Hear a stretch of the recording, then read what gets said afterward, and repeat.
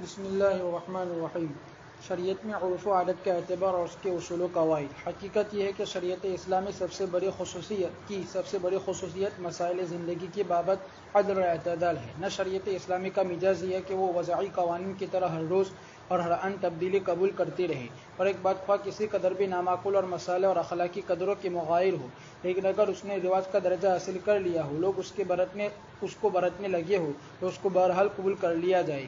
یہ مسئلہ انسان کی رعایت نہیں بلکہ مفاسد کے سامنے سپر انداز ہونا ہے، اور اسلام اس کی کسی طور پر اجازت نہیں دے سکتا۔ تاہم یہ بھی ایک حقیقت ہے کہ جو قانون زندگی کے ساتھ چلنا چاہتا ہو اور اپنی ابدیت اور دوام و استمرار کا مدعی ہو، اس کے لیے ایک خاص حد میں سماجی روایات اور عرف کو قبول کرنا ناگزیر ہے۔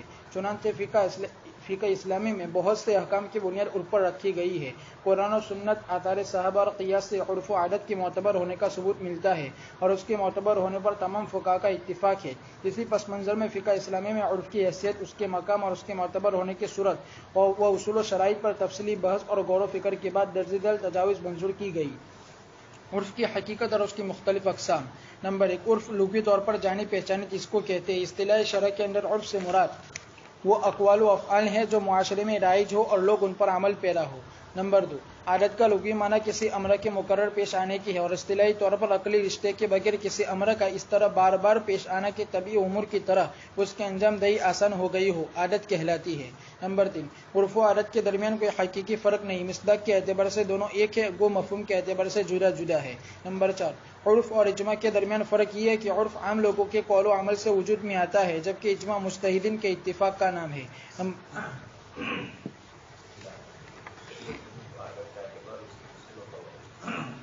پڑھ چکے ہیں آپ، اور اس سے پہلے پورا مضمون آ چکا ہے عرف کے سلسلے کا۔ اس میں دونوں چیزیں ہیں، ایک تو عرف کی وہ باتیں جو فقہائے احناف کے یہاں کی وہ بھی ذکر کی، شیخ مصطفیٰ سرکار کے حوالے سے بھی عرف کے اوپر تفصیلی گفتگو کی، اور علامہ شامی رحمۃ اللہ علیہ کا مستقل رسالہ ہے نشر العرف، کچھ مدرسوں میں اسلام میں پڑھایا بھی جاتا ہے۔ مولانا نے جو تمہید قائم کی تجاویز کے سلسلے میں کہ عرف کا مطلب ہے، عرف اصل میں عربی زبان میں کہا جاتا ہے عرف الدیگ سے، عرف کے اوپر کا جو سرخ حصہ ہوتا ہے، دور سے حضرت نمایاں ہوتے ہیں، تو عرف یہ ہر وہ چیز جو لوگوں میں معروف ہو، جو لوگوں میں مشہور ہو، معروف ہو کا مطلب بھی عرف ہی آ گئے، تو لوگوں میں مشہور ہو اور اتنی جانی پہچانی ہو کہ جب وہ لفظ بولا جائے کہ یہی مراد ہے۔ اسی طریقے سے جب وہ عملاً کوئی چیز کی جائے تو وہی مراد ہو، قولاً اور عملاً، اس میں چونکہ قول اور عمل دونوں آتے ہیں۔ اب یہ ایک بڑا مسئلہ ہے۔ عصر حاضر کے اندر یورپی تہذیب اور کلچر اور الحاد نے، اور ہندوستان میں مشرکانہ رسومات نے اور مشرکانہ رواج نے سماج اور معاشرے میں بہت سی ایسی چیزیں داخل کر دی ہے جس کا شریعت اسلامیہ سے کوئی جوڑ نہیں۔ ایسی چیزیں عرف کی بنیاد پر اپنائی نہیں جا سکتی، عرف کی بنیاد پر نصوص میں تبدیلیاں نعوذ باللہ ہرگز نہیں ہو سکتی۔ البتہ عرف کی بنیاد پر ایک چیز معاشرے میں آ چکی ہے، یا ایک شخص ایک لفظ بول کر ایک معنی مراد لیتا ہے اور دوسرا معنی، اس میں معنی کی گنجائش ہے تو دوسرا معنی لے، اس بنیاد کے اوپر اگر ان کے درمیان کچھ اس طرح کے مسائل میں ان کا اعتبار کیا گیا، ایک شخص طلاق کا لفظ بولا ہے، مثال آ رہی ہے، طلاق کے لفظ سے لغوی اعتبار سے عربی زبان میں یہ تو ہمارے محاورے میں مشہور ہو چکا ہے طلاق، بچہ بھی جانتا ہے طلاق کس کو کہتے ہیں، لیکن جب کتاب اللہ نے کی اصطلاح استعمال فرمائی طلاق کی تو اس کے لغوی معنی کا بھی لحاظ کیا، شرعی معنی کا بھی لحاظ کیا۔ طلق اور اطلق کا معنی ہوتا ہے جانور پر سے رسی نکال دیں اور یہاں عورت پر سے نکال دیں، یہ مناسبت دونوں کی ہوئی، لیکن اصل کہا جاتا ہے جانور کے لیے، عورت کے لیے یہ لفظ استعمال نہیں ہوتا ہے۔ نکاح کی جو شروحات کتابوں کی دیکھی ہوگی، اگر اردو کبھی دیکھنے کا موقع ملا ہو، اب تو اردو میں آئی ہے کہ اردو بھی نہیں دیکھ رہے، پہلے تو لوگ اردو شروحات سے اساتذہ منع کرتے تھے، لیکن اب تو اردو شروحات بھی نہیں دیکھی جا رہی ہے، بالکل دوہلے مورے جیسے آتے ہیں پڑھنے کے لیے اور ویسے ہی واپس جاتے ہیں، کوئی کتاب و سنت کی سلسلے کی کوئی معلومات نہیں۔ 90 سال کے بزرگ کا ابھی خط آیا، ابھی ڈاک میں آیا کہ محمد شاہ لائبریری ہے احمد آباد میں گجرات کی، سب سے زیادہ مخطوطات کتابیں اس میں ہیں، 8000 سے اوپر، شاید احمدآباد والے نے نہ دیکھی ہو، یہ بڑا المیہ ہے مولویوں کا، اس سے پہلے وہ یہی رونا رو چکے تھے میرے سامنے۔ ابھی اس وقت ان کے پاس ایک کتاب آئی جس کے اندر قرآن کریم میں جو کلمات استعمال ہوئے ہیں، مستشرق کی کتاب ہے، وہ بیچارے یہ سمجھے کہ بہت کام کی ہے، تو وہ کتاب کے چند صفحات انگلش میں ہیں، اس کو بھیجا انہوں نے، آگے پیچھے میں نے تھوڑا دیکھا ہندوستان کی بھی زبانوں کے الفاظ قرآن میں ہے، نعوذ باللہ کہاں سے لے آئے، اور بھی دوسری زبانوں کے الفاظ یہ اصل مجھے وہ نہیں بتلانا ہے سب، مجھے تو یہ بتلانا ہے 90 سال کی عمر میں انہوں نے بزرگ نے خط لکھا ہے، اور الفاظ بھی صحیح پڑھے نہیں جا سکتے ہیں، لیکن چونکہ ٹیلیفون سے پہلے گفتگو کر لیا انہوں نے، اس لیے ان کا مضمون 90 سال کا برا ہے، خبر میں تاکہ لمبائے ہیں۔ پہلے مجھے یہ شکایت کر رہے تھے تو پیر محمد صاحب لائبریری کا کتب خانے کا اکثر حصہ عربی اور فارسی میں ہے، لیکن اہل علم آتے نہیں ہیں۔ مولانا تھے گودرا کے، وہ کام کر رہے تھے، وہ بھی گودرا شریف تشریف لے گئے، مولانا دنیا صاحب رحمی کی، تو وہ بھی اس کی بھی انہوں نے مجھے پرسوں شکایت کی کہ کوئی اور اچھا مولوی ملے، تو میں نے کہا احمدآباد میں مولوی تو بہت ہے، لیکن کتابوں سے جن کی مناسبتیں بھی ہو یہ بھی تو ضروری ہے۔ تو کتاب و سنت، عرف اور عادات، یہ چیزیں ایسی ہے کہ عرف کی بنیاد پر کتنی چیزوں کو، یعنی ایک طرف ہم شریعت کی بات کر رہے ہیں، کتاب و سنت سے مسائل ثابت ہوتے ہیں، عرف سے ثابت نہیں ہوتے ہیں۔ دنیا بھر کی دوسری قومیں ہیں کہ ان کا عرف ہی چلتا ہے، عبادات ہی سے، ان کی پرمپراؤں سے ہی سارے ان کے مسائل حل ہوتے ہیں، کیونکہ وہاں مذہب نام کی کوئی چیز نہیں ہے، اس لیے ریتی رواج ہی ساری زندگی کا محور ہے۔ اسلام نعوذ باللہ اس طریقے سے نہیں ہے، یہاں کتاب و سنت کے مسائل دیے گئے ہیں، عرف اور عادات کا اعتبار نصوص کے مقابلے میں نہیں، لیکن نصوص کی تائید کے لیے یا الفاظ استعمال کرنے والا مکلف جب اس لفظ کو استعمال کرتا ہے تو اس کا کیا معنی عرف میں ہو سکتا ہے۔ ہمارے گجرات کے اندر پہلے طلاق کا لفظ نہیں بولا جاتا تھا، ابھی بھی دیہاتی لوگ طلاق نہیں بولتے ہیں، دیہاتی لوگ بڑے مہذب تو انگلش ہی بولتے ہیں، لیکن دیہاتی لوگ بیچارے جاہل یہ فارغتی کا لفظ بولتے ہیں۔ اب یہ لفظ اصل تو اردو ہے، فارغ خطی، فارغ ہوتے ہیں مولوی لوگ خط دیتے ہیں، یہ بھی فارغتی ہے، سند جو ملتی ہے وہ، لیکن خیر اصطلاح میں اس کو فارغتی نہیں ہوتی، لیکن ہے عملاً وہی مدرسے سے نکلنا ہے۔ لیکن فارغ خطی شوہر بھی اپنی بیوی کے لیے فارغتی کا لفظ بولتا ہے، تو آیا یہ صحیح الفاظ میں سے گنا جائے کہ کنایا میں؟ اب جاہل کو تو طلاق کا لفظ معلوم ہی نہیں ہے، وہ تو بولتا ہے فارغتی ہی کا لفظ، یقینی بات ہے کہ لیکن معنی میں وہ استعمال کر رہا ہے، تو اب یہ عرف قولی ہے۔ اس لفظ کا اعتبار کرتے ہوئے یہی سمجھا جائے گا کہ چاہے اس نے فارغتی کا لفظ ایک مجہول بولا ہے، کنایہ میں سے ہونا چاہیے، لیکن صحیح میں سے سمجھا جائے گا، اس لیے کہ جس طرح طلاق کی صحیح مفہوم کو ادا کرتی ہے، اس طریقے سے عوام کے عرف میں، لیکن یہ جب عرف تھا تب، اب عرف بدل جائے یہ الگ بات ہے کہ یہ تو طلاق کا لفظ تھا اور فارغ کبھی بھی اسی مفہوم کے اعتبار سے اسی مفہوم کو ادا کرتا ہے، لیکن اب انگلش کے کلمات ڈائیورس کا لفظ اس کے کیا معنی ہے، یہ وہ مفہوم ادا کرتا ہے یا نہیں جو شریعت مطہرہ میں ہے۔ اب اگر مسلمان کا مسئلہ کورٹ میں گیا، کورٹ میں اس کے پاس انگلش کا لفظ ہی بلوایا گیا اپنی بیوی کے لیے، طلاق کا لفظ استعمال نہیں ہوا، تو آیا اس سے طلاق واقع ہوئی ہے نہیں، یہ مستقل مسئلہ ہے۔ اس طرح آپس کی گفتگو میں ایک شخص ایک لفظ بول کر اپنے اوپر کوئی چیز لازم کر رہا ہے یا کسی چیز کا وعدہ کر رہا ہے، تو اس لفظ کا وہ معنی کون سا سمجھا جائے گا، یقیناً وہاں عرف کا اعتبار کیا جائے گا۔ یہ عرف کا اعتبار کیوں کیا؟ اس لیے کہ آدمی اپنے عرف کے اندر، اپنے محاورے کے اندر، اپنے سماج کے اندر جو لفظ بولا جاتا ہے اس سے وہ معنی مراد لیتا ہے۔ آپ سن چکے ہیں حقیقت اور مجاز کی بحث کے اندر کتاب اللہ نے لحمن طریہ فرمایا ہے، آپ نے ایک شخص کو کہا کہ گوشت لے آؤ اور وہ مچھلی لے کر آیا، اور اس نے کہا کہ قرآن میں لحمن طریہ ہے، گوشت میں نہیں چلے، اس لیے کہ اب گوشت کا لفظ مچھلی کے لیے نہیں بولا جاتا، اس کے لیے الگ اصطلاحی استعمال ہوتی ہے۔ کتاب اللہ کی اصطلاح کو استعمال کرے تو یہ تو کہا جا سکتا ہے کہ کتاب اللہ سے کچھ مہارت ہے، لیکن خرید و فروخت سے مہارت نہیں۔ عرف میں جب یہ لفظ کہا جائے گا، لحمن طریہ کا لفظ نہیں بولا جائے گا، گوشت سے گوشت ہی مراد ہوگا جو سوکھا ہے، یعنی طری نہیں ہے۔ لحمن طریہ تو اللہ پاک نے زمین سے پانی میں سے نکالا، اس کے لیے یہ لفظ استعمال کیا۔ خیر، صحابہ فرماتے ہیں کہ ایک طرف آپ صلی اللہ علیہ وسلم نے ہمیں بے سلم سے اس قسم کی بنیاد سے منع فرمایا جس کے اندر مجہولیت ہوتی ہو، لیکن رقص فی العرایا کو ایک دوسری بات سے بے سلم کی گنجائش نکلی۔ آپ صلی اللہ علیہ وسلم صحابی فرماتے ہیں کہ آپ مدینہ منورہ میں تشریف فرماتے اور ہم لوگ بے سلم کرتے تھے، حالانکہ بے سلم میں ایک چیز 2 مہینے 3 مہینے کے بعد آنے والی ہے، اور ابھی اس کا وجود خارج کے اندر ہے یا نہیں یہ بھی پتا نہیں، اور اسی بنیاد پر امام صاحب نے شرط لگائی کہ جس چیز پر بے سلم ہو رہی ہے مارکیٹ میں اس کا بیع کے وقت سے لے کر اس کا جب ادائیگی کا دن ہو وہاں تک مارکیٹ کے اندر وہ چیز موجود ہو.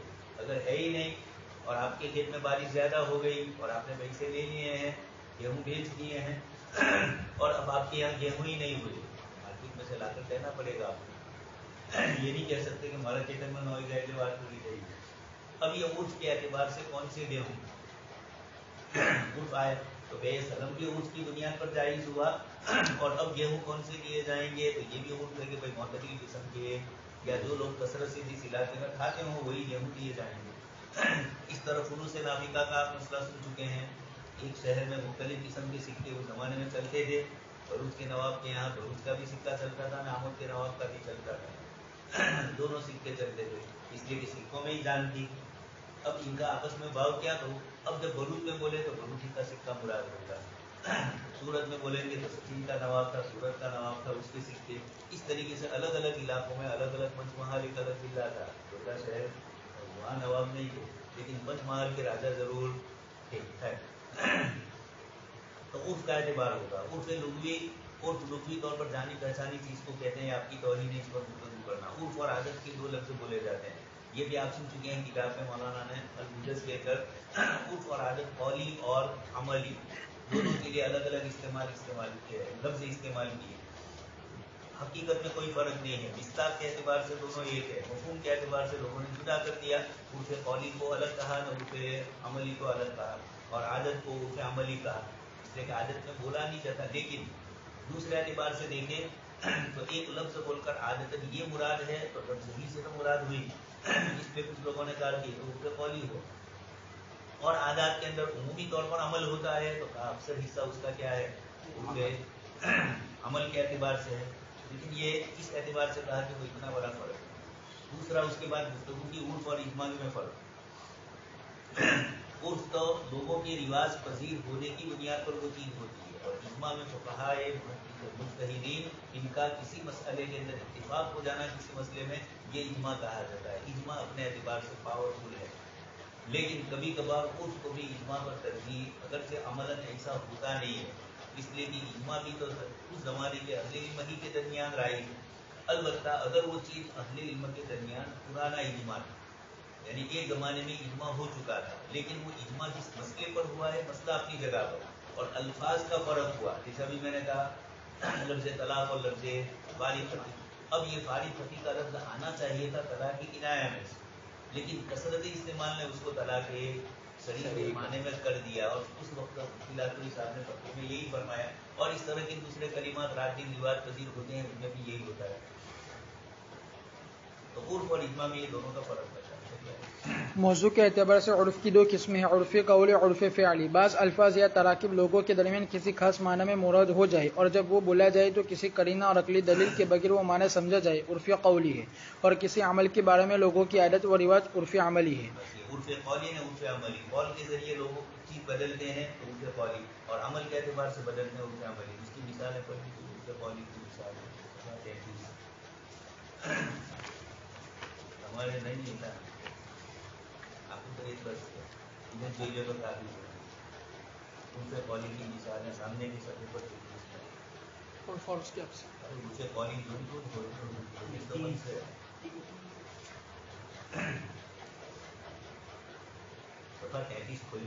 عرف قولی کی مثال لوگوں میں ولد کا اطلاق مذکر کے لیے ہونا نہ کہ مؤنث کے لیے. مثال ہے ولد ان کا لفظ عربی میں کی عربی کی اصطلاح ہے, آپ کی گجراتی میں اردو نہیں ہے.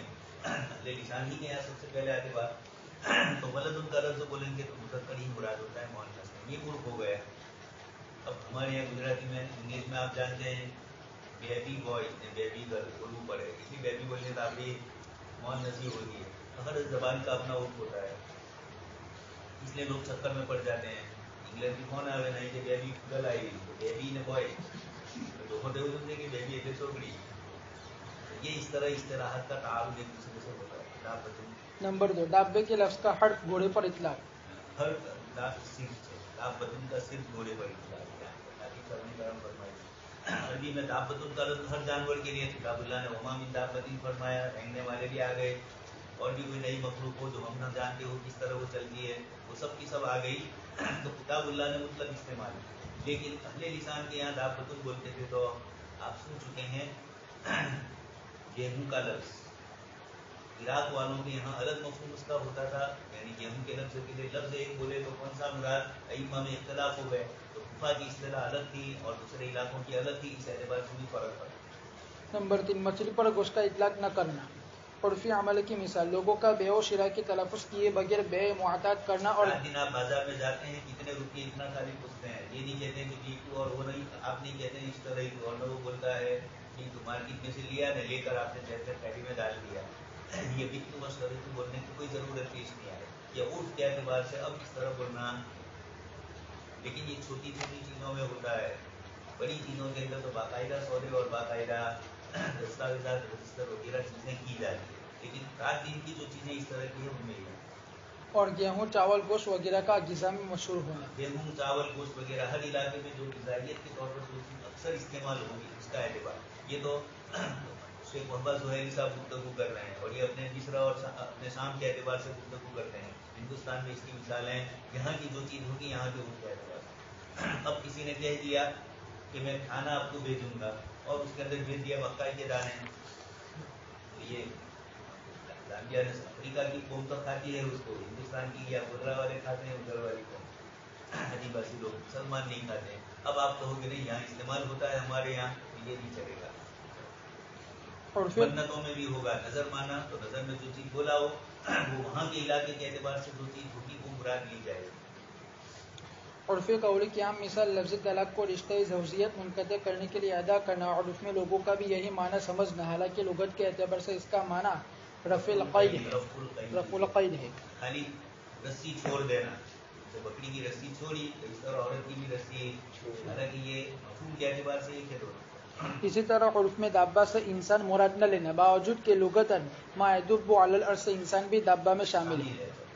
उर्फ कौली खास किसी मखसूस जमात का उर्फ है, जैसे फ़ुनून एक जमात ऐसी बैठी है जो बकरा इससे पहले आई ही नहीं है यहाँ, और उठ कर रहे इससे पहले गुजर चुका, 4 दिन यही बैठे हैं, जिनकी रियायत करते हुए थोड़ी बातें की जाती है, किताब से थोड़ी उंगली पर रखो मुनासबत। जैसे फ़ुनून की मखसूस इस्तिलाह है, मसलन समझ कर के जिन लोगों ने बकरा से पहले पढ़ा है उन्होंने सुना है सबक, अगर उन्होंने भी नहीं सुना तो वो भी इसमें सही। इंसान मंतिकियों के यहाँ नौ है, यानी मुत्तफ़क़ बिल हक़ाइक़ होने में, जबकि उसूलियन के नज़दीक जिन्स है। ये पढ़ चुके हैं, उसूल सासी के हाशिए में पहले दिन आया है। इंसान और चूँकि दोनों के मकासद अलग अलग है, मंतिकियों को इस्तिलाह माहुआ से लेना जाना है, माहियत से, और फुक़हा को मसाइल से, इसलिए मर्द भी अलग और औरत की मसाइल भी अलग, जबकि नफ्सी इंसान होने के एतबार से दोनों ही। इसी तरह अहले इराक के उर्फ में दाब्बा से गोरा मुराद लेना, उर्फ़ी अमली आम जैसे अक़द इस्तिस्ना और आम तफरी मकामात में बगैर इजाज़त के दाखिला। इसी तरह उर्फ़ आम में अक़द इस्तिस्ना, रात दिन सौदे वही होते हैं, सैंपल एक बदला दिया और उसी के मुताबिक जिस चीज़ को खरीदा जा रहा है उसका भी वजूद नहीं है, बेमालूम है, लेकिन एक सैंपल बदला दिया उसी के मुताबिक दूसरी चीज़, तो यह अक़द इस्तिस्ना अमलन लोगों के यहाँ राइज हुआ, तो फुक़हा किराम को भी गुंजाइश देनी पड़ी, इसलिए कि असल चीज़ थी मुफ़्सिल अल मुनाज़ा, और ये मुफ़्सिल अल मुनाज़ा या नहीं हो रहा, इसलिए कि आप सैंपल देकर एक चीज़ कि भाई इस तरह बनाएंगे, अपना नमूना लाकर लाते हैं, तो अब जो इख्तलाफ था, अब अगरचे वो चीज़ मौजूद नहीं है और हो सकता है कि ना बनाए, इसलिए तो झगड़े होते हैं। आपने सैंपल दिया और वहाँ से माल आया ही नहीं, माल उसने बनाया ही, या वो बना ही नहीं सकता था, खाली खाली वादे कर लेते हैं कि ये चीज़ हम बना देंगे, इसी तरह की इससे अच्छी बनाएंगे, जब आते हैं तो बात आप करो तो ऐसा लगे कि गोया, और जब चीज़ बनाकर आती हैं तो दूसरी, खैर ये तो एक दूसरी बहस हुई, तो जायज़ न होना चाहिए, लेकिन अब जबकि सैंपल आ गया तो इसकी बुनियाद पर आप उसे गुफ्तगू कर सकते हैं, और कमी जाती इस एतबार से आप कीमत मुतायन बाद में करें, कीमत जो पहले लगाई थी और अब उसने चीज़ इस तरह नहीं दी, तो अपने इस्तिस्ना लेकिन इतना आम हो चुका है कि अब हर चीज़ के मुताबिक, इसलिए कि मार्केट में अपनी दुकान में सारा ढगला ला के रख दिया, तेल ला के रख दिया, और वो आपके मुनासिब नहीं है, आप कहते हैं कि आपको कोई पसंद नहीं, ये पसंद नहीं, वो पसंद नहीं, तो वो ढगला पड़ा, इसलिए फिर वो आपसे कहते हैं कि भाई ऑर्डर देकर ही माल तैयार करते हैं, ताकि जैसा ऑर्डर आया माल तैयार किया तो रुपया हमारा दूसरी चीज़ों के अंदर नहीं लगा, वरना तो लंबी लंबी चीज़, बारिश नहीं हुई, छाता पड़े हुए हैं, अब सर्दी के दिनों के अंदर आप जाएंगे तो छाता कोई फ़ायदा नहीं इसका, तो माल का ऑर्डर दिया था बारिश के दिनों से पहले, इसीलिए मार्केट में होता है कि जैसे अभी सर्दी की सीजन आई नहीं, सर्दी की चीज़ें बन के तैयार हो चुकी है, ऑर्डर हो चुके हैं, सर्दी आएगी तो उस वक्त ये माल तैयार होगा ताकि मार्केट में इसको बेचना हो, या बड़े बड़े ऑर्डर वाले भी जो डिज़ाइनें बनवाते हैं, माल तैयार करवाते हैं, इन सब में उनके अमलन अब इतना राइज हो चुका है कि इसके बगैर कोई सौदा ही आपसे नहीं करता है। उर्फ़ी आम अमल तफरीही मकामत में बगैर इजाज़त के दाखिला किताबुल्लाह ने खुद फरमा दिया, इजाज़त खुद गैर हुई, लेकिन वो मकामत जहाँ पर लेकिन फिर फुक़हा के यहाँ है मसला, आम तफरीही मकामत में तो बगैर इजाज़त के, अब आप कहो कि मैं म्यूज़ियम में जाऊँ और वहाँ भी तफरीह, या कुछ बागात ऐसे हैं जो पैसे लेकर ही दाखिल होने देते हैं, और इसी तरीके से शफी साहब ने लिखा है प्लेटफॉर्म टिकट लेना, वहाँ का इजाज़तनामा है, बगैर प्लेटफॉर्म टिकट के अंदर चले गए तो ये जायज़ नहीं होगा। जहाँ जहाँ इजाज़त के जो तरीके हैं, चाहे कार्ड दाखिल करो और उसके ज़रिए आपको दाखिल होना हो, जैसे कार्ड करते हुए मुलाजमत करते हैं उनको कार्ड होता है, कार्ड हो तो ही वो खुलता है दरवाज़ा, इस तरीके की जहाँ जहाँ जो इजाज़त हो। लेकिन आम अहवाल में अब आप दादा भाई बाग में गए और वहाँ कोई पूछे कि इजाज़त, वहाँ इजाज़त का सवाल नहीं है, आम तफरीही मकामत का ये है, ये सब उर्फ के एतबार से। उर्फ़ी अमल ख़ास जमात या शहर वालों का अमल, मसलन ताजिरों का खरीदारों को लुभाने के लिए खरीद करदा चीज़ पर मज़ीद इनाम देना, शादी ब्याह के मखसूस रिवाज वगैरह या किसी बिरादरी के मखसूस रिवाज व मामला। लेकिन वो जो शरीयत के खिलाफ ना हो, उससे खास किसी मखसूस जगह का कोई इलाके का अलग है, दूसरे इलाके का अलग है, एक मुल्क का अलग है, दूसरे मुल्क का अलग है, एक कौम का अलग है, दूसरी कौम का। अब फुक़हा उर्फ़े खास की बुनियाद पर नुसूस में इतनी ज़्यादा गुंजाइश नहीं देंगे, और उर्फ़े आम है सभी मुब्तला है, तो फिर वहाँ पर मसाइल में गुंजाइश नहीं। उर्फ़ के मोतबर होने और न होने के एतबार से तकसीम। उर्फ़ की दो किस्में, उर्फ़ सही, उर्फ़ फ़ासिद। उर्फ़ सही जो नस्स शरई या उसूल कवाइद शरइया में से किसी के खिलाफ न हो। उर्फ़ सही है तो किताब सुन्नत के मुताबिक शरीयत के खिलाफ नहीं है। बहुत सारे उर्फ़ ऐसे होते हैं, खुद ताजिरों के उर्फ़ में भी ऐसी चीज़ें होती है कि ज़रा उसका इमाला कर दिया जाए तो इस्लामी बन जाते हैं, तो ऐसे उर्फ़ लोग मुब्तला है तो मुफ्ती हज़रत पहले तो कोशिश यही करेंगे कि अगर इसकी गुंजाइश होकर मसला बदल जाता है, तब्दील कर देते हैं चीज़ को, तब तो वो किया जाए। लेकिन अगर मजबूरी है, वो आदमी बेचारा खुद कर नहीं सकता, जिससे सौदा हो रहा है वो बड़ी पार्टी है और वो अपनी माल पर मनवा रहा है और ये ज़रूरत की अशिया में से है, तो यकीनी बात है कि उसको गुंजाइश।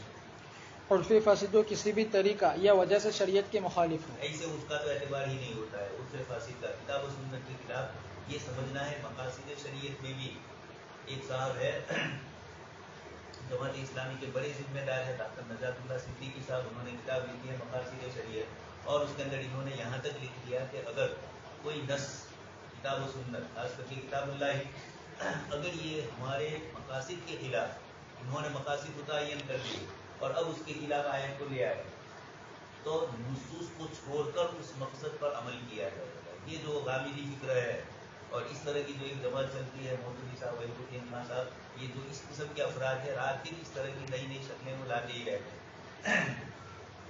सेक्युलर लफ्ज इनको ऐसा मिल गया है कि ये ऐसी माँ है कि सबको शामिल कर लेती है, सबकी अम्मा बन जाती है।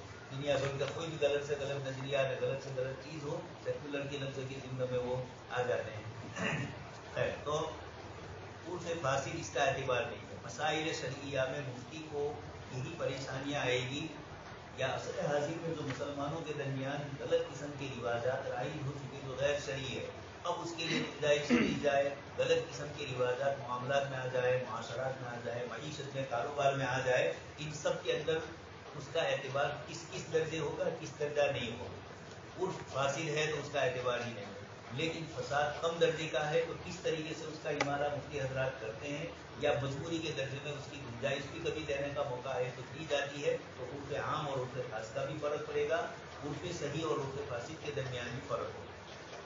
बाद हजरत ने इस तरह तारीफ़ किया कि उर्फ़ सही वो है जो लोगों में मारूफ हो लेकिन वो किसी हराम को हलाल या हलाल को हराम न करार दे। हदीस शरीफ में भी आप सल्लल्लाहु अलैहि वसल्लम ने फरमाया अल मुस्लिमून अला शुरूतिहिम, वो शर्तों पर है।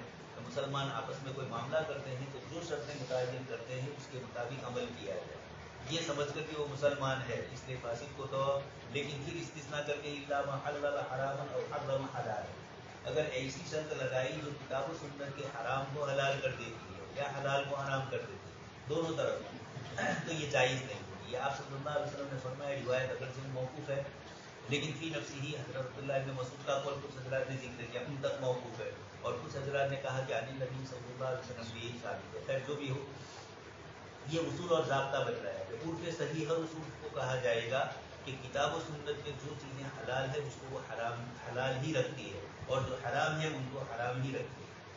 اب اگر گڑبڑ ہوئی تو منصب چالے تو دیو گاوانو ہے دیو ناچوانو ہے تو یہ نہیں چلے گا. معاملات کے اندر یہ تو چلے گا اس طرح کی چیزیں اور وہ بے فساد ظاہر ہو اس قسم کی چیزیں ہو تو یہ گنجائش نہیں.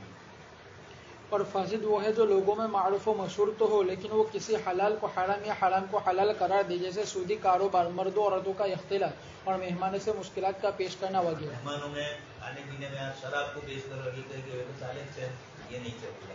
اس طریقے سے سودی کاروبار بھی نہیں چلے گا. مرد اور عورت کا مخلوط ہو جانا آپس میں یہ بھی صحیح نہیں ہوگا. یہ کچھ مثالیں اردو فارسی یہاں پر. عرف اور اس کی اقسام کا اعتبار اور ادلہ شریعہ سے عرف کا ثبوت. موضوع کے اعتبار سے عرف کی دو قسمیں، عرف قولی، عرف فعلی. عرف کے معتبر ہونے کی شرط عرف لفظ اور عرف عملی دونوں احکام شریعہ میں معتبر ہے. دنیا کی بیشتر مسلم آبادیوں میں جو امر معروف و مروج ہو جائے وہ عرف عام ہے، اور جو کسی ایک شہر یا صوبہ یا کسی خاص آبادی ایک مخصوص طبقے تک محدود ہو وہ عرف خاص ہے. اب یہ سمجھنا ہے دوسروں کے مقابلے میں عرف کا جو اتنا مقام ہے وہ اس وجہ سے کہ لوگوں کو پریشانی ہو رہی ہے. جہاں پریشانیاں ہوگی وہیں عرف آئے گا. تو یہ چاہے عرف کی بنیاد پر کہا جائے چاہے شریعت مطہرہ نے وما جعل علیکم فی الدین من حرج فرمایا اس اعتبار سے ہو چاہے مقاصد شریعت کے اعتبار سے ہو، ان تمام کے اندر مشترک طور پر شریعت کی طرف سے آثار ہے. انہوں نے بیشتر مسلم آبادیاں کہی مسلمانوں کے درمیان آپس میں کوئی لفظ رائج ہوگا قول کا یا کوئی عمل رائج ہوگا کوئی تجارت کا طریقہ ہوگا تو مسلم آبادی فرمائے. اس لفظ نے ہی بتلا دیا کہ مسلمان کتاب و سنت کے خلاف نہیں کرتا ہے. اب اگر آ گیا اور اتنی کثرت سے آ گیا کہ وہ کتاب و سنت کے خلاف ہے تو محض مسلمانوں نے اس کو کیا اس لیے جائز نہیں ہو جائے گا. یہ جو لفظ مولانا نے فرمایا اسلام کی صفت کی بنیاد پر کہ مومن کتاب و سنت کے پابند ہوتا ہے. یہ تجویز میں جو لفظ بیشتر مسلم آبادیاں کہی لیکن اب ایسا نہیں ہے. بیشتر مسلم آبادیوں میں بھی سعودی جب سلامت نہیں رہا تو اور کون سلامت رہے گا. اس لیے اس قسم کی چیزوں کا اعتبار نہیں ہوتا ہے. محض عرف کے لفظ سے ہر چیز جائز نہیں ہو جائے. نمبر 7، ہر وہ رواج و عرف جو شریعت کی کسی نص یا مقصد و مصلحت معتبرہ سے ٹکراتا ہو وہ فاسد قرار پائے گا، جیسے مروجہ جہیز یا نقد رقم کا مطالبہ کرنا. کثرت سے رواج تھا حضرات یہاں گھر میں کم ہے جہیز کا رواج یہاں بھی لیکن مکمل ختم نہیں ہے. آبادیوں میں لوگوں میں یہ بھی ہمارے کچھ سماجوں میں ہے. لڑکیوں کو میراث سے محروم رکھنا. گروی عموماً ہے سب جگہ پر آئے منسوخی ہو چکی ہے میراث کی. پردے کی آئے بھی گجرات سے منسوخ ہو چکی ہے. پردے آئے تو بھی بے پردگی میں آئے. گروی زمینوں وغیرہ سے فائدہ یہ بھی ہمارے دیہاتوں میں کثرت سے چلتا ہے. کسی آدمی نے بیچارے نے غریب سے پیسے لیے آپ کے پاس سے اور اپنا کھیت رکھ دیا. اب وہ غریب ہے اس کا کھیت تو کبھی بھی پکے گا نہیں اس لیے کہ کھیت تو جو کچھ تھا وہ آپ کے پاس ہے اور آپ اس سے ہر سال فائدہ اٹھا رہے ہیں. کسی کا مکان گروی رکھا اور آپ نے کرائے پر دے دیا تو وہ غریب نے 10,000 لیے ہیں وہ لائے گا کہاں سے؟ اس کا تو یہ آمدنی کا ذریعہ تھا وہ بھی آپ کے قبضے میں آ گئے. تو یہ جانتے ہوئے ہی کہ تھوڑے سال کے بعد بیچارہ تم کا کیا ہوگا اتنا بڑھ جائے گا تو ہر سال استعمال بھی کرتے رہتے ہیں. تو گروی سے منع نہیں کیا ہے. گروی کی یہ جو شکل ہمارے یہاں چلتی ہے اسے ورنہ کتاب اللہ نے فریحانوں محفوظ قرآن نے فرمایا. عرف کے معتبر ہونے کی شرط. شریعت میں عرف کے معتبر ہونے کی 4 شرطیں ہیں. نمبر 1، عرف کلی یا اکثری ہو، یعنی معاشرے میں 100% اس کا رواج ہو یا معاشرے کی غالب اکثریت اس عرف پر عمل پیرا ہو. یہ ضروری ہے. یہ نہیں کہ 2-4 آدمیوں نے کیا اور یہ کہا کہ عرف بدل گیا ہے فتویٰ بدل دو. اتنی جلدی فتوے نہیں بدلتے. نمبر 2، کسی تصرف یا معاملہ کے پیش آنے سے پہلے وہ عرف موجود رہا ہو اور پیش آنے کے وقت تک موجود ہو. ایک تو مستقبل میں خطرہ شاید ایسا ہوگا. ابھی تو عرف آیا نہیں. عرف جب چل رہا ہے اس کے لیے شرط بتلائی ہے. جس وقت مسئلہ پوچھا جا رہا ہے اس وقت معاشرے میں کیا ہے برائی تبھی تو فتویٰ ابھی تو آ سکتا ہے اس کا. ابھی سے آپ آدم چیتی تو اتنی زیادہ آدم چیتی کی ضرورت نہیں ہے اتنی جلد بازی کی. جب آئے گا دوسرا بتلایا پیش آنے کے وقت موجود بھی ہو. پیش آنے سے پہلے ہی ختم ہو گیا. جیسے کل مثال دی تھی میں نے کہ فقہائے کرام نے گنجائشیں دی تھی مکروہ اوقات میں بھی رمی کرنے کی. یہ تب تھی جبکہ یہ سب چیزیں نہیں تھی. اب جب سہولیات ہو گئی تو مکروہ وقت بھی تلاش کرو سنت وقت میں جاؤ گے تب بھی اطمینان سے ادا کر سکتے ہیں آپ. تو اس قسم کی چیزیں بھی ضروری ہے. کیوں جس وقت مسئلہ پوچھا جا رہا ہے اس کو کی پریشانی ہے یا نہیں ہے تو عمل ہوگا. اگر وہ ہے ہی نہیں تو کسی زمانے میں علماء نے یہ کہا تھا تو یہ چیز معلوم بہی نہیں رہتی. उन्होंने इस उर्फ का एतबार उर्फ होने की वजह, जब उर्फ ही नहीं रहा तब उसको उर्फ कैसे कहेंगे? उर्फ नाम ही है कि मशहूर और मारूफ हो। नंबर 3, मामला करने वालों की तरफ से उर्फ के खिलाफ कोई सराहत मौजूद न हो। कभी ऐसा होता है कि उर्फ तो कुछ होता है और आपस में मामला करने वाले अपने एतबार से, मसलन कोई उर्फ ऐसा है कि उसमें कुछ कराहत वगैरह है, लेकिन फुकाहा ने गुंजाइश दे दी लोगों की परेशानी की वजह से। दो आदमी आपस में ये तय करते हैं कि मुफ्तियों ने फतवा दिया था या उर्फ में उलमा ने अपने ज़माने में हुक्म लगाया था, ये इसलिए लगाया था कि ये लोगों में राज था, लेकिन हम दो आदमी, हमारे लिए ज़रूरी नहीं है, हम दोनों शरीयत पर अमल करना चाहते हैं और फुकाहा ने जो गुंजाइश दी थी उस गुंजाइश पर हमें अमल नहीं करना है, हमें नसीबत पर अमल करना है और दोनों राजी हैं। तो अब इन दोनों के मामले की वजह से अब उर्फ का एतबार, अब थोड़े दिन के बाद झगड़ा हो और वो कहे कि उर्फ ऐसा ही है, तो अब जायज़ नहीं। आपने उर्फ को जानने के बावजूद खिलाफ उर्फ अल्फाज इस्तेमाल किए, तो उर्फ तो आपकी सहूलत के लिए है और आपने जो अल्फाज इस्तेमाल किए उसको नस का दर्जा दिया जाएगा, इसलिए कि सराहतन आप दोनों ने मिलकर ये किया। लेकिन आप पहले भी सुन चुके हैं उर्फ किन चीज़ों में चलती है, खिलाफ उर्फ कौन सी चीज़। मिसाल आप सुन चुके हैं, मौलाना ने मिसाल दी थी इमाम अबू हनीफा रहमतुल्लाह अलैह और इमाम अबू यूसुफ के नज़दीक सिक्कों में आपस में लेन देन जायज़ था, जबकि उन सिक्कों की धार के अंदर सोना और चांदी होता था और एक दूसरे से कम ज़्यादा के खतरे होते थे, सूद का शाइबा होता था, बिलफजल का अंदेशा होता था।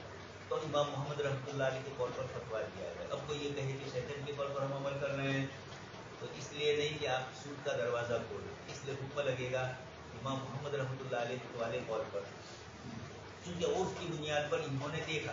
तो गोया उर्फ के दो हैसियत हैं, एक तो उर्फ सहूलत लाता है और एक उर्फ फुक़हा को मजबूर करता है कि कुछ शर्तें लगाओ, वरना उर्फ में ऐसी चीज़ आ गई है जो फासिद है, अब उस उर्फ को परेशानी भी हो रही है, तो इसमें दोनों चीज़ों को मद्देनजर रखते हुए, लेकिन चूँकि उर्फ से शरीयत साथ असल सबसे बड़ा मसला, बल्कि ज़ाहिरी यानी भी जो हुक्म लगाया, क़ियास का इनकार किया, इसके पीछे इनकी नीयत तो अच्छी ही थी। वो ये समझ रहे थे कि किताब और सुन्नत को हम इज्तिहाद और इस्तिंबात से कैसे साबित कर सकते हैं, इसलिए क़ियास का उन्होंने इनकार किया। किताब और सुन्नत तो अपनी जगह उसका जवाब दिया कि किताब और सुन्नत के मसाइल पर आने वाले मसाइल को क़ियास कर, ये कह रहे कि आने वाले के लिए भी किताबुल्लाह ही है, उसी के आयत पर इसका जवाब दिया गया कि किताबुल्लाह ने कुछ फरमाया, पूरी तफसील की है उसूल सरसी में, क़ियास के बयान ने सारे इनके एतराज़ात के जवाब इमाम सरफसी ने दिए हैं।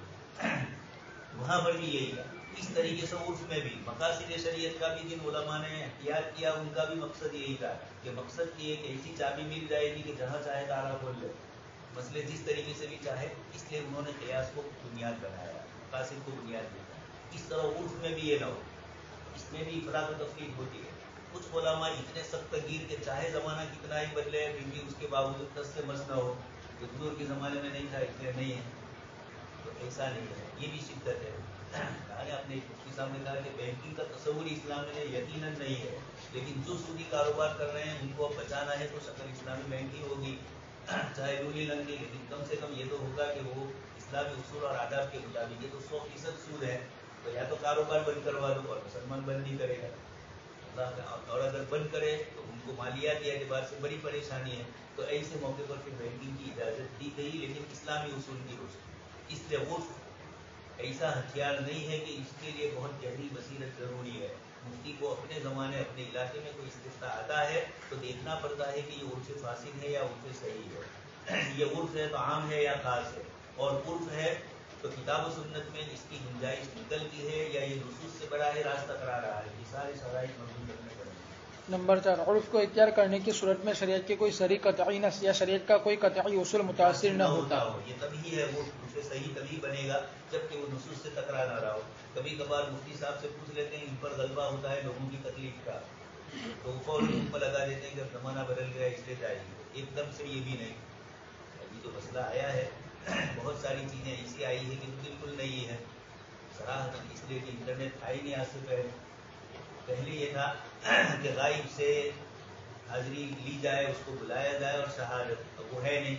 तो हमारे यहाँ किताबुल काजी अगर काजी की कुछ गुंजाइशें निकलती है, काजी के नाम दूसरे काजी का खत जाए और इसकी बुनियाद पर भी हनाफ के यहाँ तो आया इसी तरीके से। आजकल की इस्लाम फिका अकेडमी में जो इस्लामी औरतें थी शरी पंचायत, वहाँ ये मसला आया, 2-2 साल 3-3 साल से मसला वैसे ही पड़ा हुआ था, और फिर कोरोना ने एक जगह से दूसरी जगह जाना बंद कर दिया। अब यहाँ बीवी के झगड़े हैं, अब कोर्ट में न ये आ सकता है ना वो आ सकता है। इसी तरह मालियात के मामला हैं, تو اس قسم کے مسائل کے اندر حاضری نہیں ہو رہی ہے تو آیا کانفرنسنگ کے ذریعے. اور اسی طرح آج کل آپ دیکھ رہے ہیں شادیوں کے مسئلے, لڑکا یہاں ہے نہ لڑکی دوسری جگہ, یا لڑکی یہاں ہے نہ لڑکا دوسری جگہ, اور وہ وہاں سے واپس آنے کا امکان نہیں ہے, یا واپس آنے میں بہت خرچہ ہوتا ہے اس لیے یہاں لاتے نہیں ہیں. تو سب کہہ رہے. تو اب یہ شادی وہیں کروا دیتے ہیں, تو وہیں رہ, اور لڑکی کو بھی ہم یہاں سے روانہ کر دیں گے سیدھا. یہ اس طرح کے مسائل کے اندر نکاح کانفرنسنگ کیے جائیں یا وکالت والے کیے جائیں. تو جو وکالت والے وہ تو آسان ہے, کانفرنسنگ والوں میں یہی مسئلہ آتا ہے کہ آیا یہ ایک جگہ سے دوسری جگہ اتنے دور ہے تو چلے گا. اب اس کا اعتبار کیا جائے یا نہ کیا جائے ابھی فیصلہ نہیں کروں گا, پتہ نہیں ملتا. آپ کو تو مثال پیش کرنا ہے کہ اس طرح اٹھ بدل جاتے ہیں اور اس کی روشنی کے اندر مسائل شریعہ میں فرق پڑتا ہے. تو اس کی بنیاد پر کیا کیا جائے. تو الگ الگ فتوے ابھی آئے ہیں اسی قسم کے, شریف پنچایت کے مسائل بھی آئے, کورٹ کچہریوں میں بھی اس طرح کا مسئلہ آیا. تو سپریم کورٹ میں اور دوسری کورٹوں نے گنجائشیں بھی دی, غیر حاضری میں بھی کانفرنسنگ کروایا, لیکن عمومی طور پر کرواتے ہیں.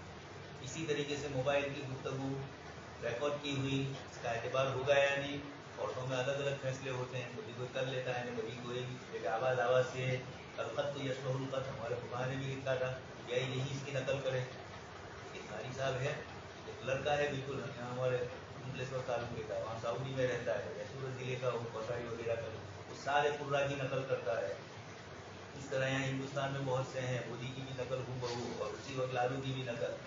تو اب الخط یشبہ الخط اس لیے کوئی اعتبار. اور اسی طرح ویڈیو میں بھی کٹنگ, موبائل کے اندر اتنی زیادہ ترقی ہو گئی ہے کہ زندہ کو مردہ نے مردہ کو, مرد کو عورت نے عورت کو مرد بنا دے. آج بھی اس طرح چلتا ہے, اسی جگہ بیٹھے ہوئے کسی وقت بھی دونوں میں جوڑ نہیں ہوا ہے. عالم ارواح میں بھی الجم میں بھی وہ نہیں, اور یہاں دونوں کو جوڑ کے رکھ دیتے ہیں. اس طریقے کی شکلیں ہوتی ہیں.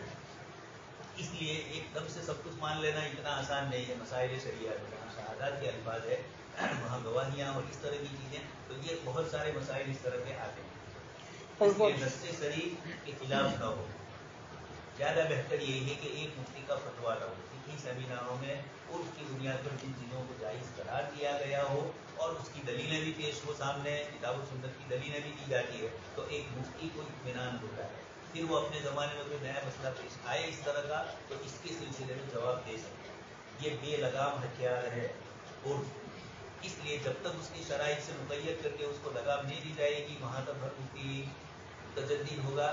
یہی کیا ہے مودودی صاحب نے. رسائل و مسائل نام کی آپ کی کتاب ہے, سوال و جواب. جب آپ اس کو پڑھیں گے تو سائل کے سوال کہاں کیا سوال کر رہا ہے وہ, اور جواب حضرت کتنے شاندار طریقے سے دے رہے ہیں, جواب نہ ڈال رہے ہیں. سب کچھ بتلایا جاتا ہے, لیکن جو سوال پوچھا ایک تمہید قائم کر کے اس طرح کا انداز اختیار کیا جاتا ہے کہ سامنے والے کو خود ہی کہتے ہیں کہ اس سوال کے جواب کی مجھے ضرورت نہیں ہے, میں جو کہہ رہا ہوں اس کی ضرورت ہے. ذہن سازی اس طرح مودودی صاحب نے کی, اور اسی لیے انہوں نے لکھ بھی دیا, میں حنفی شافعی کے چکر کا محتاج نہیں ہوں, میں شامی اور عالمگیری کا محتاج نہیں ہوں. میں کیوں اس چکر میں پڑھوں, میں مجدد وقت ہوں, مجھے ان چیزوں کی ضرورت. اب یہ ضرورت ہی نہیں ہے تو اب جو فتویٰ دینا ہو تو اب حوالے کی بھی ضرورت ہے. مانگے حوالہ تو پہلے کہہ دیا کہ میں حوالہ نہیں دوں گا. قرآن کی تفسیر لکھی تفسیر القرآن, تو لکھتا ہے کہ میں نے ترجمانی کی. 1400 سال تک 1300 سال تک کوئی ترجمان نہیں آیا. ترجمان تو سمجھتے ہیں انٹرمیڈیٹ. آپ کوئی زبان بول رہے ہیں دوسرا, تو نعوذ باللہ اللہ پاک نے ایک زبان استعمال کی, اور 1400 سال کے بعد تشریف لائے, 1300 سال کے بعد مودودی صاحب, اور وہ قرآن کی صاحب لکھا ہے تفسیر القرآن کے مقدمے میں کہ میں تفسیر نہیں کروں گا, میں تو ترجمانی کے لیے. تو اب تک امت کی, اور اردو میں ترجمانی, تو عرب لوگ کہاں جائیں گے. قرآن کی ترجمانی وہاں تو کوئی آیا ہی نہیں, تو کہیں گے جیسے. اسی طرح ہمارے قادیانی صاحب آئے نبی بن کر, تو نبی اور وہ زبان میں تمہاری, تو وہاں والوں کے لیے کیا نبوت ہوگی. خیر وہ تو یہی کہہ رہے ہیں کہ ہندوستان کے لیے ہے. وہ پنڈت جواہر لال نہرو نے علامہ اقبال سے یہی کہا کہ ہندوستان میں نبی مل رہے ہیں تو افغانستان میں جانے کی کیا ضرورت ہے. اپنی سوچ کے مطابق وہ نبی کو ایسے ہی سمجھے کہ یہاں ہے اوتار. یہ اوتار وہ نہیں ہے جو ہمارے یہاں نبی ہے. ان کا اوتار تو یہ ہے کہ جب دنیا میں بہت پریشانیاں آ گئی تو بھگوان نے رام کا سوروپ لے لیا. جب بہت تکلیف آئی تو بھگوان نے شری کرشن کا سوروپ لے لیا. تو یہ شری کرشن کی شکل لے لی, باقی ہے تو کون, اوپر کون, پھر اوپر کا نظام کون چوکا رہتا ہے. نعوذ باللہ. اس طریقے کی باتیں اس لیے کبھی بولتے بھی ہے کہ ہمارے اس لیے رام شری کرشن ہو سکتے ہیں نبی, ہمارے بزرگوں نے فتوی نہیں دیے. یہ بتلایا کہ لکل قوم ہاد, چھوٹا سا رسالہ ہے تعلیم الاسلام. ہدایت اللہ صاحب نے بتلایا کہ میں مفتی اعظم بھی ہوں اور مفتی اصغر بھی ہوں, یعنی اصغر کا بھی مفتی ہوں اور بڑوں کا بھی ہوں.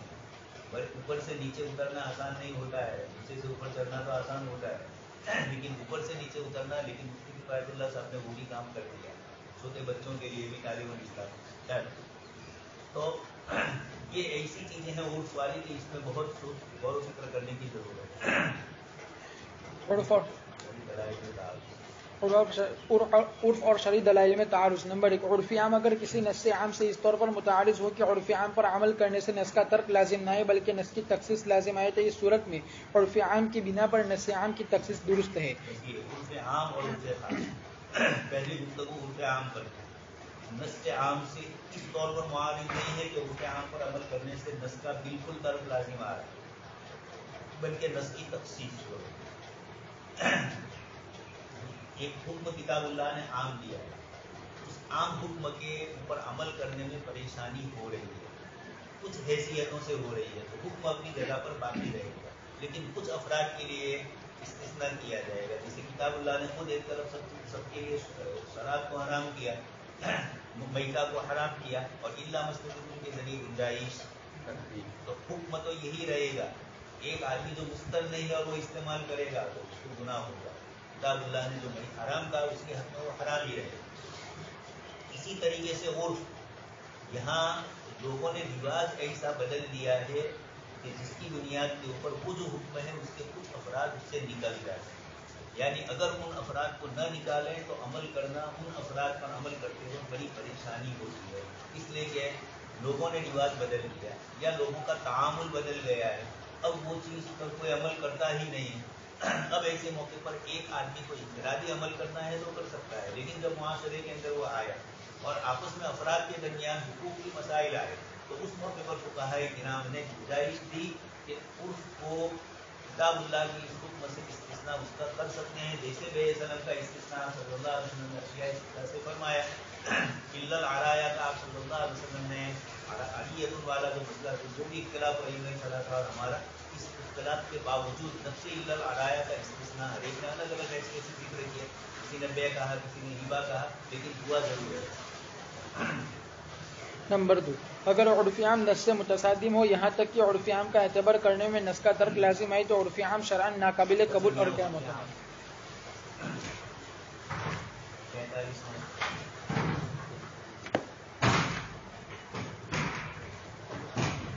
اعتبار عرف عام و عرف خاص. عرف عام سے حکم ثابت ہوتا ہے اور وہ قیاس اور وہ اثر کا مخصص ہونے کی صلاحیت رکھتا ہے, بخلاف مخصص ہونے کی صلاحیت رکھتا ہے کہ نص میں اس کو تخصیص کر کے عام حکم سے اس کا استثناء کیا جا رہا ہے. عام حکم عدم جواز کا ہے, اس کے حق میں جواز آ رہا ہے. بخلاف عرف خاص کے کہ اس سے حکم خاص ثابت حکم خاص ثابت ہوتا ہے. حکم خاص ثابت ہوگا اور حکم عام جو ہوگا اس کا استثناء وہاں نہیں ہوگا, اس لیے کہ عرف ایک مخصوص علاقے کے لیے, ان لوگوں کے لیے تو حکم ہوگا اگر وہ مجبور ہو چکے ہیں, یعنی اتنے ہیں کہ مقاصد شریعت جو یسر ما جعل علیکم یرید اللہ بکم اليسر, یہ ساری آیتیں جو یسر بتا رہی ہے اور وہاں اس کو عسر ہے, اور عسر بھی وہ ہے جو مشقت غیر معتاد, ایسی مشقت کے جس کا وہ عادی. اب مشقت کا کوئی ایک رخ نہیں ہوتا ہے, مشقت عملاً آتی ہے, قولاً آتی ہے, مشقت کبھی آپس میں معاملات کرتے ہوئے آتی ہے, آپس میں عبادت کی ادائیگی میں آتی ہے, روزے کی الگ مشقت, نماز کی الگ, اس طریقے سے ہر ایک کی الگ الگ. تو یہ مشقتیں جب بھی غیر معتاد ہوگی شریعت کی طرف سے یسر آئے گا. اسی کو آپ سن چکے ہیں, المشقت تجلب التیسیر. مصیبت جب عام ہو جاتی ہے تو پھر شریعت کی طرف سے اس کے اندر تخصیص اور اس کے اندر راحتیں آتی ہے. یہ تمام اصول کی بنیاد پر عرف کو ترجیح دی گئی, لیکن وہ حکم عام کو دی گئی, عرف خاص کو. ایک علاقے کا عرف ہے اور وہاں تنگی اور حرج ہے تو مفتی حضرات نے اگر فتویٰ دیا ہے تو اسی علاقے کے لیے چلے گا, دوسرے علاقے والوں کو یہ مسئلہ نہیں چلے گا. قیاس اور اثر کے مخالف نہ ہونے کے شرط کے ساتھ ابن عابدین ضروری ہے قیاس کے بھی مخالف نہ ہو اور اثر یعنی حدیث شریف کے بھی مخالف. ابن عابدین فرماتے ہیں کہ عرف کی 2 قسمیں, خاص اور عام. ان میں سے ہر ایک دلائل شرعیہ اور کتب ظاہر و روایت کی موافق ہوگی یا مخالف. اگر موافق یہ ایک مستقل مسئلہ ہے. ظاہر روایت کا حکم اور نوادرات کی روایتیں یا شاذ روایتیں حنفی یا امام شافعی کا شاذ قول ہے, اس طرح کی ہے اور اس میں گنجائش ہے. تو آیا عرف کو یعنی اس مسئلے کو اب ظاہر روایت کی عبادت سے الگ زواج معلوم ہوتا ہے اور ان سے زواج کی شکل معلوم ہوتی ہے یا کچھ تخفیف ہو رہی ہے جس سے تو اس پر عمل کرتے ہوئے لوگوں کی پریشانی میں کمی ہو رہی ہے تو آیا اس پر فتویٰ دیا جا سکتا ہے؟ یہ ایک مستقل مسئلہ ہے، آگے یہ بھی بحث آ رہی ہے، ہم نے آگے تفصیل سے اس کو لکھا ہے۔ اگر موافق ہے تو اس میں کلام کی ضرورت نہیں، اور اگر مخالف ہے تو یا تو دلائل شرعیہ کی مخالف ہوگی یا نصوص مذہبیہ کی۔ دو چیزیں ہیں، کتاب و سنت کے مخالف ہونا اور ہے، اور مذہب حنفی کی ظاہر روایات کے خلاف ہونا، دونوں کا حکم ایک نہیں ہے۔ اس کے لیے ظاہر روایت کا کوئی حنفی مکلف ہے، باقی مسلک سے ثلاثہ والے اس کے مکلف نہیں ہے۔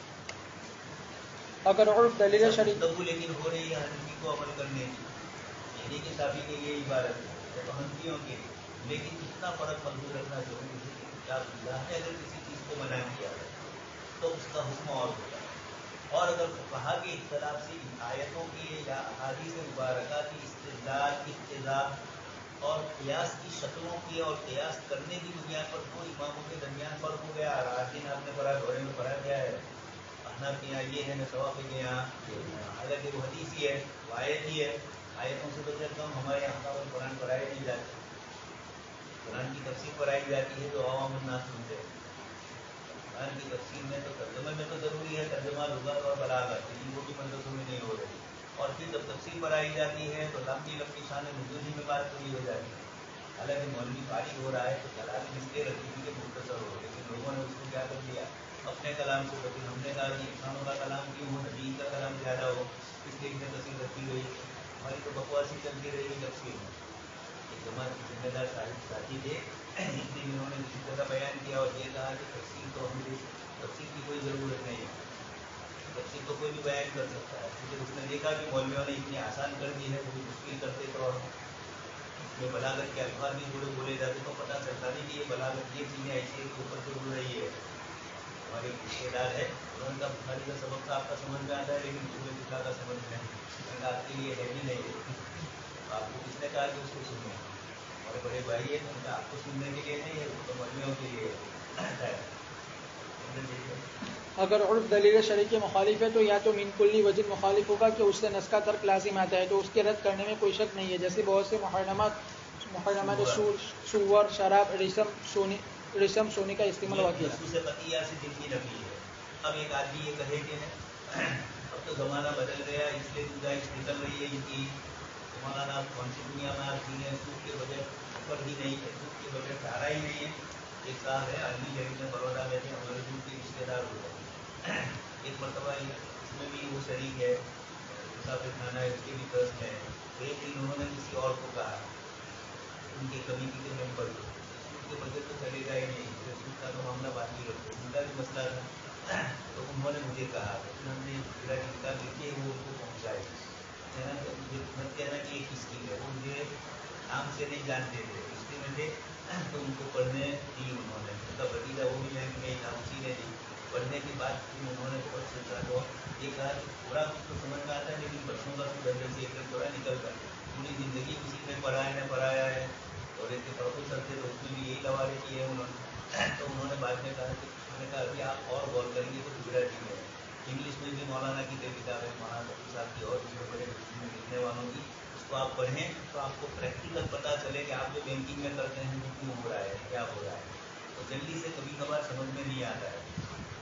شراب کا بھی کبھی بھی پہلے مثال دے چکا ہوں، صلاح الدین سلطان صاحب نے جو اس کو جواب دیا، ریشم کی مثال لی تھی، اسی طرح کبھی کچھ لوگ ہمارے نوجوان پوچھتے ہیں کہ ان سب سونے کو کیوں حرام کیا، اس کی حکمتیں پوچھنا چاہتے ہیں، لیکن حکمتیں شریعت کی کچھ چیزیں ایسی ہوتی ہے کہ وہ ابھی انسانی عقل سے ماورا ہے، سمجھ میں آتی نہیں ہے۔ سود کا حرام ہونا سمجھ میں نہیں آیا تھا 2008 تک، لیکن 2008 میں پوری دنیا کے اندر ایسی مندی آئی اقتصادی کہ انگلینڈ کا اس وقت کا وزیر اعظم تھا گارڈن براؤن، یہ خود اقتصادیات کا ماہر تھا، اور ہماری پگڑی بھی اقتصادیات کی ماہر تھی، منموہن سنگھ، یہ اس وقت دونوں ایک ہی تھے، ایک ہی زمانے میں دونوں، تو انہوں نے یہ کہا کہ سسٹم بدلنے کی ضرورت ہے، اتنا جملہ کہا، یہ نہیں کہا کہ سود ختم کرو، بار بار یہ گارڈن براؤن یہی بول رہے تھے کہ سسٹم بدلنے کی ضرورت ہے، لیکن لوگوں کی سمجھ میں ہی نہیں آ رہا تھا۔ ایک دو صاحب کو میں نے کہا بھی کہ یہ سسٹم بدلنے کا جو لفظ بول رہا ہے اس کا مطلب سمجھے آپ کو، کیا کہ سسٹم بدلنے میں کوئی گڑبڑ ہے، میں نے کہا نہیں، یہ کہہ رہے ہیں کہ اسلامی نظام لاؤ، لیکن سیدھے بول نہیں سکتے ہیں، पूरी सिस्टम कब तब्दील होगी, खाली 2-4 चीज़ें बदलने से थोड़ी। और निज़ाम पूरा का पूरा सूदी रखो तो इससे तो कुछ नहीं होगा। मौलाना ने तभी तो इस्लामी बैंकिंग के निज़ाम के लिए पूरी सिस्टम बदल कर हमारे सामने रखी कि इस तरह किया जाए। तो किताब और सुन्नत के खिलाफ इस किस्म की चीज़ों का उर्फ से कोई एतबार नहीं, उर्फ की बुनियाद। अब हमारे उलमा ने जो बैंक के सूद को बगैर सवाब की नीयत से इस्तेमाल करने की इजाज़त दी है, इसलिए आपसे जब इस्तिफ्ता पूछा जाए तो सीधा जवाब नहीं देना चाहिए कि किसी गरीब को सवाब की नीयत के बगैर दे दो। ये जवाब पहले नहीं होना चाहिए। पहले तो सूद हराम है, हज़रत मदनी ने मारिफ मदनिया में जुमला फरमाया है, इसकी जगह या तो नर्मदा है यानी दरिया है, या इसकी जगह किचन है, उधर पकड़ा है यानी किसी चीज़ को, यानी आग है, सूद की रकम को जला दी जाए या सूद की रकम को दरिया में डाल दी जाए, तो निकाली ना जाए। ये हज़रत बंदी रहमतुल्लाह अलैह ने फरमाया। इसलिए मुफ्ती को, वरना भी ये होगा कि एक साहब पूछ रहे थे कि मुझे अपने मकान का टॉयलेट बनाना है, तो मैं सूद की रकम इस्तेमाल कर सकता हूँ। वो ये समझा कि सूद की रकम गंदी है तो गंदी चीज़ बनाना है इस्तेमाल, बस ये इल्लत उसने समझी, इसलिए उसने ये फतवा दे दिया। इस तरीके से चलते ही रहते हैं। अब पूछते भी है सूद का मुस्तहिक कौन, कभी बेचारा आमी आदमी है तो सवाल में मुस्तहिक का तो सुन लिया है, तो पूछ लेगा कि मौलाना सूद का मुस्तहिक कौन, तो उसको जवाब यही दे देगा कि मुस्तहिक कोई नहीं है। ये जो धक्का लगाया है उलमा ने, वो महज बचने के लिए कि गैर मुस्लिम तक ये रकम पहुँचती है और वो दूसरे हमारे खिलाफ गलत चीज़ों का इस्तेमाल करते हैं। अभी बीच में आया था, इतनी लंबी चौड़ी रकम मुसलमानों की बैंक में पड़ी, झूठ है, इतनी लंबी कोई मुसलमान रखता नहीं है। बंदा ले ले, मौलवी भी ले लेना, आमी भी सूद की रकम ले, फिर उसका इस्तेमाल जहाँ करता हो चाहे जगहों पर, लेकिन इतनी लंबी चौड़ी रकमें है नहीं मुसलमानों की बैंक में। रकमें पड़ी हुई है वो अलग है, अपनी असल डिपोजिट और अमानत, लेकिन इस पर जो सूद चढ़ा है वो इतनी लंबी मिकदार में, गुजरात खुदे वाले ने बताया गले उतरता नहीं है, इतनी बड़ी मिकदार है कि पूरे हिंदुस्तान के मुसलमानों के मकानात अच्छे बन जाए, गरीबों के जितने झोपड़े वो सब ठीक थे। इतनी लंबी रकमें इंडिया की बैंक में कई मुसलमानों की नहीं है, लेकिन है ज़रूर, कभी नहीं है, उनका मुतलक इनकार नहीं कर रहे, लेकिन जो रकम बदलाई गई इसके जरिए धोखा दिया जा रहा है, ये भी एक पॉलिसी होती है। तो अब मसला आपसे किसी ने पूछा कि बैंक में रकम पड़ी हुई है सूद की और इससे मुझे हाउस टैक्स लेना है सरकार की तरफ से, वो चीज़ें, वो टैक्सेस जो शरई एतबार से हम पर लाजिम नहीं होते और न वहाँ से हमें कोई फ़ायदा मिल रहा है। हमने दस्तावेज करवाया तो स्टैम्प पेपर के जरिए हमने अपने मकान की इतनी रकम देकर, बड़ी रकम देकर दस्तावेज हो गया तो वो हमारी है। अब हर साल मकान का आपको टैक्स देने का, तो मकान तो आपका है। इसलिए हज़रत मुफ्ती अनपुरी साहब नामत बरकत हमने इसके सिलसिले में गुंजाइश की है। ये इसी तरह की दलीलें होती है कि अब ये चीज़ें खैर इसका उर्फ से कोई ताल्लुक नहीं है, लेकिन ये है कि अब इस तरह का मामला हो गया है तो ये चीज़ जायज़ हमारे पास से ली जा रही है। लोगों में रिवाज पदीर होने के बावजूद हराम ही है, और अगर मिन वजिन मुखालिफ न हो, बाईं तौर के दलील आम हो और उर्फ उसके बाद अफराद में मुखालिफ हो या दलील क़ियासी हो तो उर्फ आम मोतबर होगा, क्योंकि उर्फ आम क़ियासी दलील है, यानी फुक़हा ने क़ियासन नाजायज़ कहा है, किताब और सुन्नत में सड़ी नहीं है, इज्तिहाद की बुनियाद पर उलमा ने अदबी जवाज़ का फतवा दिया है। अब उर्फ आम में परेशानी आ रही है तो क़ियास को तब्दील करके, यानी क़ियास के खिलाफ अमल किया जा सकता है उर्फ आम में, उर्फ खास की बात नहीं।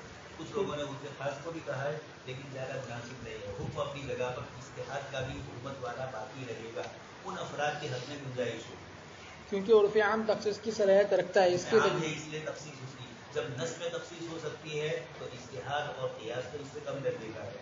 उसके जरिए कियास भी छोड़ा जा सकता है, जैसे इस्तिस्ना और दुखूल हम्माम वगैरह में फ़ुक़हा ने सराहत की है। दुखूल हम्माम ज़माने में थे, हम्माम खाने में अभी भी है, आप हम्माम खाने में जाएंगे पैसे देकर, इस्तिंजा खाने में जाएंगे पैसे देकर जाते हैं, यानी जिस तरह हम्माम खाने। अब कितना आपने साबुन इस्तेमाल किया, कितनी चीज़ें इस्तेमाल की, कुछ पता नहीं है, मजहूल है, लेकिन फिर भी जाए, इसलिए कि इसके बगैर नौकर नहीं है। अब ये तो आपका काम है कि हदीस शरीफ में फरमाया वला वला नबी जारी, कि नहर जारी पर हो तब भी पानी का इस्तेमाल कम किया जाए। फिर ये है कि कभी एक आदमी साबुन ज़्यादा इस्तेमाल करे, कम इस्तेमाल करे, लेकिन चार सबके पास से एक ही लिया जाता है, तो ये कैसे जाए? तकाउफ की बुनियाद पर, इसके बगैर चारा ही नहीं। इस तरह की जितनी भी आजकल चीज़ें निकली है, इन तमाम में असल चीज़ के ऊपर जो चीज़ ली जाती है एक फीस मुतय्यन कर दी, अब उसी फीस के ऊपर सबको रखा गया है तो आपको भी वही फीस अदा करनी पड़ेगी। और अगर उर्फ खास हो तो उसका एतबार नहीं होगा, वह मज़हब हमारे यहाँ यही है, उससे खास का एतबार नुसूस में नहीं होता है। فالحاصل أن المذاهب عدم اعتبار الحروف الخاص ولكن أفتى كثير من المشايخ باعتبار حروف عام و خاص کا فرق کرتے ہوئے فرماتے کہ استثناء تو تمام بلاد میں رائج ہے، لہذا وہ مخصص ہوگا۔ حروف خاص کے سلسلے میں فرماتے کہ اگر شہر والوں نے حفیظ الطاحان کا تعامل بنا لیا تو معتبر نہیں، کیونکہ اس کا اعتبار کرنے میں ترک نص لازم آتا ہے اور تعامل سے تخصیص جائز ہے، نہ کہ مکمل ترک نص۔ اس طریقے سے فرمایا حفیظ الطاحان والا، لیکن پھر علامہ کشمیری نے اس میں گنجائش بھی دی ہے، تو علامہ شامی کی عبارت ہے نصر الروم کی، اس میں علامہ شامی یہ فرماتے ہیں کہ حروف خاص کا اعتبار نہیں کیا جائے گا، تخصیص وہ نہیں کرے گا۔ تخصیص بھی سمجھتے ہیں کہ عربی سوم کی باتیں وہی پرانی لانی پڑیں گی۔ کتاب اللہ نے ایک حکم دیا ہے، اس سے کچھ افراد کو خود کتاب اللہ ہی نکالے۔ جیسا آپ سن چکے ہیں، کتاب اللہ نے حکم فرمایا 1 سال کی عدت والا، پھر 4 مہینے 10 دن والا ہے، پھر وہ اولاد الاحمال کی تخصیص کر لی اس طریقے کی، لیکن تخصیص مستقل ایک آیت ہے نص۔ کبھی تخصیص آیت سے ہی ہوتی ہے، کبھی حدیث شریف سے ہوتی ہے، کبھی قیاس کر کے بھی ہوتی ہے، لیکن قیاس والی تخصیص ایک دم سے نہیں ہوتی ہے۔ اس کے پیچھے پھر آپ سن چکے ہیں عام القسان الباد، لم یقصان الباد، اس طرح احکام کی بنا میں مطلق حفیظ الطاحان کا تعامل پورے شہر میں ہو جائے، یعنی آپ آٹا پسوانے کے لیے دیتے ہیں اناج اور غلہ، اور اس کی اجرت وہی ہے، اجرت میں اس کو آپ دے رہے ہیں، ایسے نہ دیں بلکہ یہی ہے۔ احکام کی بنا میں مطلق عرف کا اعتبار ہے یا صرف عرف عام کا؟ چیزیں ہیں جس کو میں آپ کو پہلے کہہ چکا ہوں، کہ ملازمت پر رکھتے ہیں، یا تو مہینے کی تنخواہ پر رکھتے ہیں، یا کام کے اوپر رکھتے ہیں، جتنا کام کرو گے اس کی آپس میں تعین ہوتی ہے۔ اب چونکہ یہ بھی مجبوریت کو دور کر رہا ہے، اس لیے علامہ شامی نے اجازت دی۔ مولانا خالد سیف اللہ صاحب نے کچھ جدید مسائل میں اس طرح کی چیزوں کے اندر باوجود بے کے اندر فساد ظاہر ہو رہا ہے، لیکن عمل دونوں متفق ہے اس فساد کے اپنانے کے اوپر، دونوں میں سے جس کو بھی ہو، اس لیے مجبوریت ہونے کے باوجود اس مجبوریت کو قابل برداشت سمجھ رہے ہیں، تو پھر گنجائش۔ آپ سمجھ رہے ہیں، آپ نے کوئی مال دکان سے منگوایا یا کوئی کتاب دیوبند سے منگوائی، یقینی بات ہے کہ ایک تو تھوڑا کچھ تو ہاتھ کھاتے تو ٹوٹیں گے اس کے سائڈ پر سے، یعنی چھولے جائیں گے، کتاب کہیں ادھر سے کونے سے تھوڑی یہ ہوگی ہے، اور ایک یہ ہے کہ کتاب ہی نہ ڈال، اٹھتے اٹھتے سب غائب ہیں، کاغذات بھی سب ادھر ادھر منتشر ہو گئے، اس کو گبن فاحش کہا جائے گا، پہلے کو کچھ یسیر کہا جائے گا، برداشت کر لیا جائے گا۔ چیز بازار سے لائے، اب گھر آ کر بیوی نے کہا کہ ابھی کی چھوٹی بھی آئے گی، پوری کی پوری تو ایسے نہیں ہو، لیکن یہ ہے کہ دوسری اچھی ملتی ہو رہا ہے، آپ جان بوجھ کے صدقہ کر کے لائے ہوں تو دوسروں کو اچھی چیز دیں، میں بڑی لے لوں، ایسا ہوتا نہیں۔ تو ایسے اس قسم کے کئی مسائل آتے ہیں جس میں مجبوریتیں آتی ہیں۔ یہ مجبوریت مفتی المنازع نہیں ہے تو پھر کوئی جھگڑا نہیں ہے، اور ہے تو پھر فقہاء نے منع کیا۔ احکام کی بنا میں مطلق عرف کا اعتبار یا صرف عرف عام کا، اس سلسلے میں 2 مذہب ہیں۔ مذہب اول یہ ہے کہ صرف عرف عام کا اعتبار ہوگا۔ فتاوی بزازیہ میں امام بخاری کی طرف یہ قول منسوب ہے کہ حکم عام امام بخاری نے عبرہ بخاری، بہت سارے حنفی علماء ہیں، یہ حکم عام عرف خاص سے ثابت نہیں ہوگا، اور کچھ حضرات نے کہا کہ منسوب ہوگا۔ اس قاعدے پر بہت سے فوری مسائل ذکر کرتے ہوئے علامہ شامی فرماتے ہیں کہ عرف خاص سے قیاس ترک نہیں کیا جائے گا۔ بس عرف خاص کا یہ علاقے کے اندر ہے، لیکن قیاس کے مقابلے میں ہے تو قیاس کو کرتے ہیں، لیکن اگر زیادہ حرج ہے اور عرف خاص کا بھی تعین کس طرح کیا جائے، ایک گاؤں کو خاص مانا جائے، ایک ضلع کو مانا جائے، صوبے کو مانا جائے، یہ بھی مستقل پریشانی ہے۔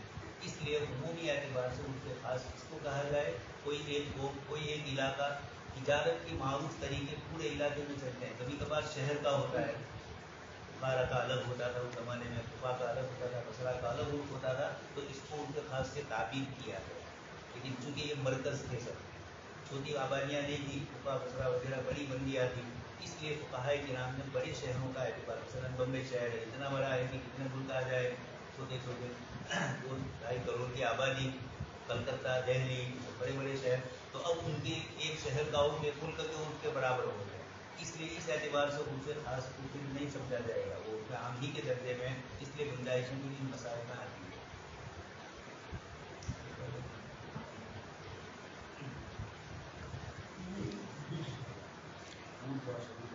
عرف اور شرعی دلائل میں تعارض۔ عرف عام نمبر 2، اگر عرف عام نص سے متصادم ہو، یہاں تک کہ عرف عام کا اعتبار کرنے میں نص کا ترک لازم ہے، تو عرف عام شرعاً ناقابل قبول اور غیر معتبر ہوگا۔ عرف عام چاہے کتاب کے مقابلے میں آیا تو اس کا اعتبار نہیں ہوگا، تخصیص ہو سکتی تھی لیکن تقابل نہیں ہوگا۔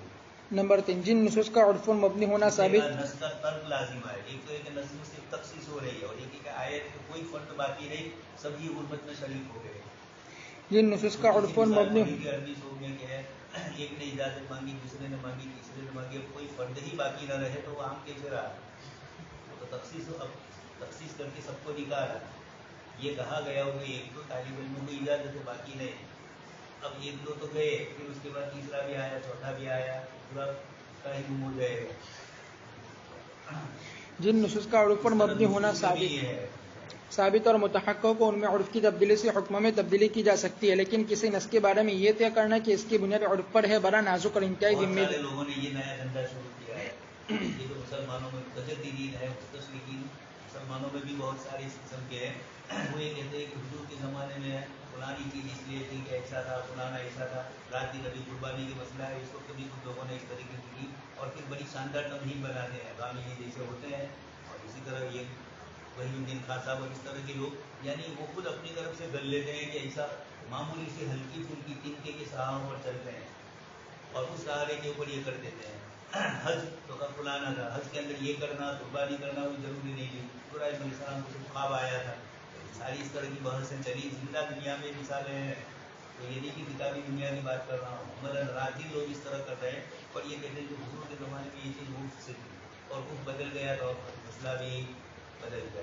یہ دلیل بھی کرتے ہیں کہ پہلے آپ بیل گاڑی میں چلتے تھے نا، اب آپ سفر کر رہے ہیں ایئر میں. یہ دلیل بھی، یہ تو وسط و وسائل کی چیز ہے اور یہاں گفتگو اس کی نہیں ہے. یہاں تو جو آپ چیز کہہ رہے ہیں وہ اس زمانے میں بھی تھی ہی نہیں. ایک آپ اپنی جیب سے کہہ رہے ہو کہ عرف تھا، اور اگر عرف تھا تو وہ عرف جاہلیت تھا. یہ آئی ہی اس لیے کہ وہ جاہلیت کو کیا کرے، ختم کرے، امالہ کرے یا ازالہ کرے.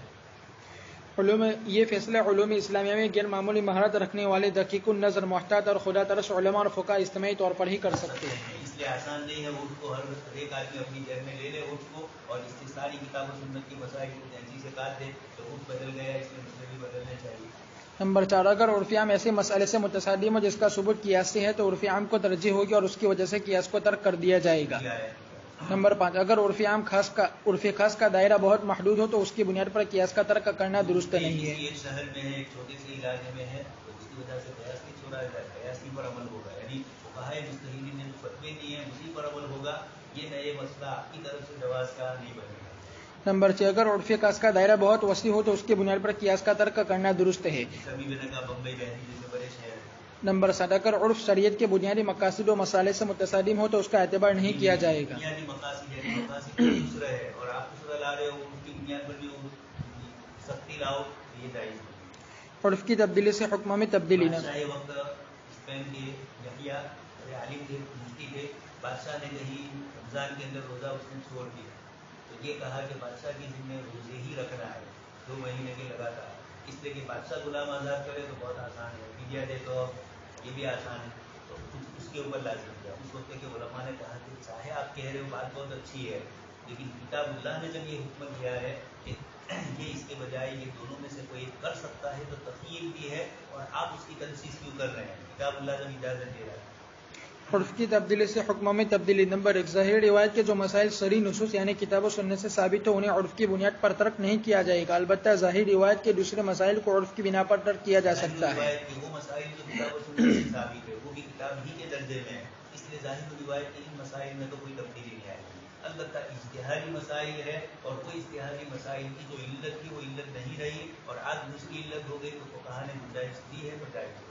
نمبر 2، اگر ایک مکتب فقہ میں منقول اقوال عرف کے خلاف اور دوسرے مکتب فقہ میں ایسی رائے موجود ہو جو عرف و عادت کے مطابق ہو تو ایسی صورت میں عرف کے مطابق حکم کو یعنی اعتبار عرف کی شرطوں کو محفوظ رکھتے ہوئے اختیار کرنا عدول عن المذہب نہیں ہے بلکہ عرف کو اختیار کرنا ہے. دوسرے مسلک میں پہلے سے گنجائش تھی، کچھ مثالیں آتی بھی ہے. امام اوزاعی کا مسئلہ کبھی اختیار کچھ مسائل میں عرب علماء کہہ رہے ہیں کہ کیا جائے، وہاں کچھ گنجائش ہے. کبھی مالکیہ کے طور پر عمل کرنے میں گنجائش. ایک تو مستقل عدول عن المذہب جو حضرت عامی نے کیا وہ نہیں. یہ تو یہ ہے کہ کسی کو کوئی مسئلہ پیش آیا، کوئی عبادت نہیں مل رہی ہے، اب کسی دوسرے ائمہ کی یہاں عبادت مل رہی ہے کہ جس کی بنیاد پر اس مسئلے میں لوگ ان کی وجہ سے پریشان ہیں اور اب گنجائش نکل رہی ہے تو اس قول کو اپنانا. لیکن اس میں عرف کی شرطیں پائی جائے تو مطلب ایسا نہیں کہ مالکیہ کے یہاں بنانا پائے اگر سہولت ہے تو چلو اپنا لو، اس بنیاد پر نہ ہو. نمبر 3، جو احکام فقہیہ نصوص کی بجائے محض عرف و عادت پر مبنی ہو ان میں عرف کی تبدیلی کی صورت میں نئے عرف کے مطابق حکم لگایا جائے گا. احکام فقہیہ نصوص کے بجائے عرف اور عادت پر کچھ احکام مبنی ہوتے ہیں علامہ شامی نے عبارت لکھی ہے کہ امام ابو حنیفہ بھی اگر اس زمانے میں ہوتے تو اس مسئلے میں وہ کرتے جو آج ہے، وہ پہلے والا جو امام صاحب نے حکم لگایا وہ نہ کرتے. اس قسم کی فقہائے کرام نے بہت ساری مثالیں دی ہے. اس کی بنیاد کے اوپر تو کیا جا سکتا ہے، لیکن یہ متعین کرنا اتنا آسان نہیں ہے.